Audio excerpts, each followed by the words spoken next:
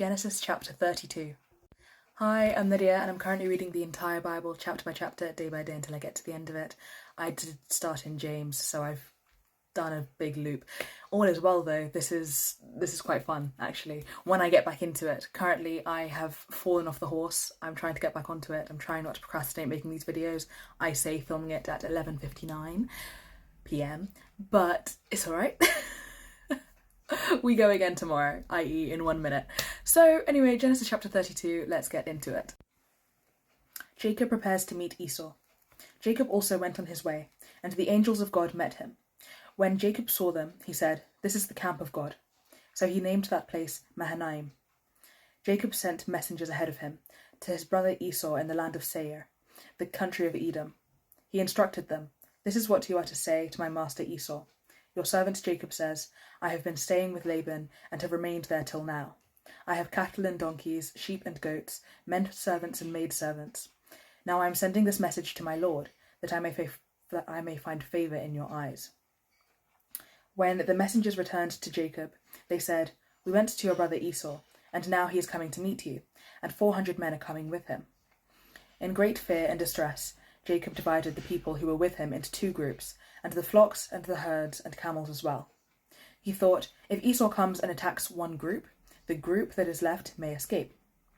Then Jacob prayed, "O God of my father Abraham, God of my father Isaac, O Lord, who said to me, 'Go back to your country and your relatives, and I will make you prosper.' I am unworthy of all the kindness and faithfulness you have shown your servant. I had only my staff when I crossed this Jordan, but now I have become 2 groups. Save me, I pray, from the land of my brother Esau, for I am afraid that he will come and attack me, and also the mothers of their children, with their children. But you have said, I will surely make you prosper and will make your descendants like the sand of the sea, which cannot be counted." He spent the night there, and from what he had with him, wow, you can tell it's late, I'm going to start doing this earlier.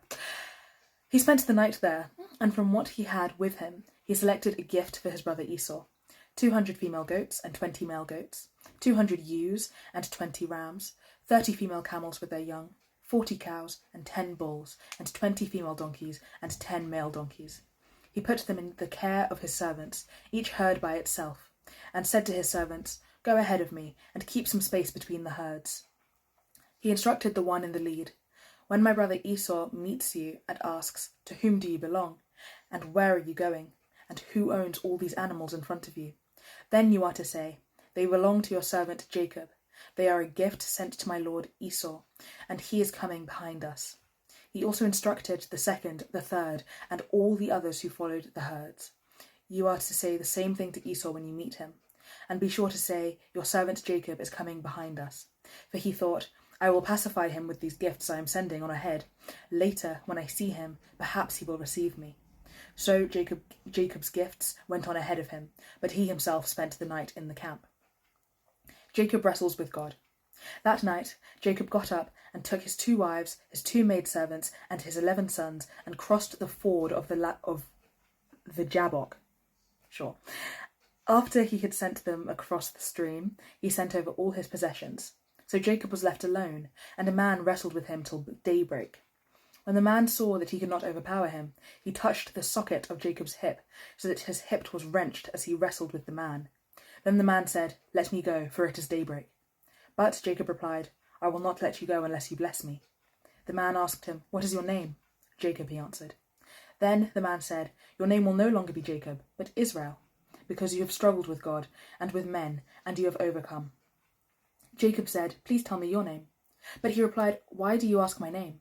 Then he blessed him there. So Jacob called the place Peniel, saying, "It is because I saw God face to face, and yet my life was spared."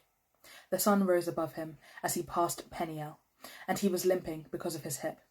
Therefore, to this day, the Israelites do not eat the tendon attached to the socket of the hip, because the socket of Jacob's hip was touched near the tendon. Right, thank you so much for joining me today and for reading the Bible with me and for pouring into your own relationship with God. This is great stuff. Yeah, a bit late, but better late than never, as last week serves as a great example for. Regardless, new day, new me. thank you for joining me, and God willing, I will see you guys tomorrow. And may God bless you abundantly today and tomorrow in case I do not post. Bye.